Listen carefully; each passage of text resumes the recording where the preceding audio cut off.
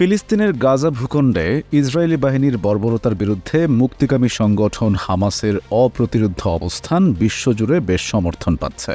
তবে জায়নবাদী ইসরায়েলি বাহিনীর নির্বিচার হামলা গাজাকে কার্যত ধ্বংসস্তূপে পরিণত করে ফেলেছে।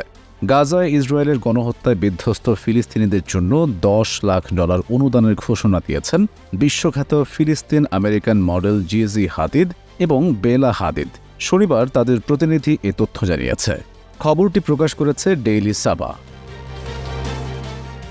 মার্কিন সুপার মডেল জিজি হাদিদ এবং বেলা হাদিদ আপন দুই বোন। ফিলিস্তিনি বাবা মোহাম্মদ হাদিদ এবং মার্কিন মা ইয়োলান্ডা হাদিদের সন্তান তারা। বাবা পেশায় একজন বড় ব্যবসায়ী এবং মডেলিংয়ের দুনিয়ায় তাদের মা বেশ প্রভাবসম্পন্ন ব্যক্তি। মডেলিং পাড়ায় জিজি এবং বেলার খ্যাতিও আকাশচুম্বী।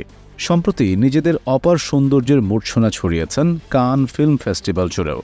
নিজেদের শিকড় ফিলিস্তিনের বর্তমান দুর্দশাপূর্ণ পরিস্থিতি নিয়ে সরব জিজি এবং বেলা, কিন্তু ফিলিস্তিনি হওয়ায় মডেলিং দুনিয়া তো বটেই, একই সাথে সোশ্যাল মিডিয়ায় বেশ সমালোচনার সম্মুখীন হয়েছেন। তবে সবকিছু ছাপিয়ে নিজ দেশের মানুষকে সহায়তা পাঠানোর সিদ্ধান্ত নিলেন এই দুই ফিলিস্তিনি আমেরিকান মডেল। বেলার একজন প্রতিনিধি পিএ নিউজ এজেন্সিকে বলেছেন, তাদের দেওয়া $10 লাখ 4টি মানবিক সংস্থার মধ্যে সমান ভাগে বণ্টন করা হবে, যারা ফিলিস্তিনি শিশু ও পরিবার নিয়ে কাজ করে।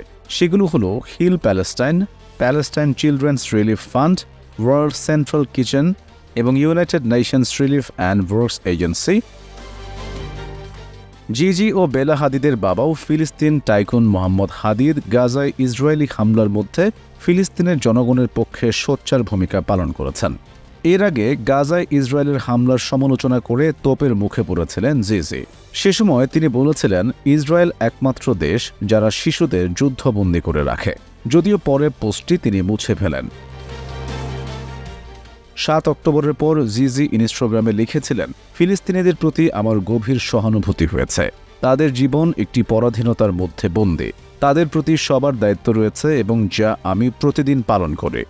যদিও ফিলিস্তিনিদের জন্য আমার আশা এবং স্বপ্ন আছে, তবে এর মধ্যে কোনো ইহুদি ব্যক্তির ক্ষতি অন্তর্ভুক্ত নয়। অপরদিকে ফিলিস্তিনিদের প্রতি সম্মান জানাতে গত মে মাসে কান চলচ্চিত্র উৎসবে বেলা হাদিদ কেফিয়া দিয়ে তৈরি একটি লাল এবং সাদা পোশাক পরেছিলেন, যা ফিলিস্তিনি সংস্কৃতির সঙ্গে যুক্ত একটি ঐতিহ্যবাহী আরবিক কাপড়।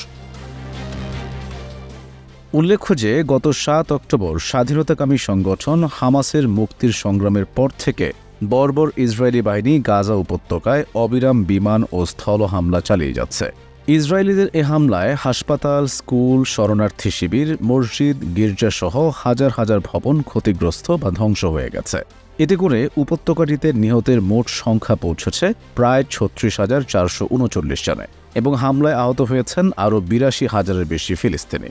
এছাড়া দিনের পর দিন অনাহারে কাটাচ্ছে ফিলিস্তিনের সাধারণ মানুষ, যার ফলে মধ্যপ্রাচ্যের শক্তিশালী দেশগুলোর পাশাপাশি বিশ্বের অন্যান্য দেশগুলোও তাদের শক্তি এবং সামর্থ্য অনুযায়ী ফিলিস্তিনের সাধারণ মানুষের জীবন রক্ষার্থে ত্রাণ এবং প্রয়োজনীয় সহায়তা পাঠানোর ব্যবস্থা করছে।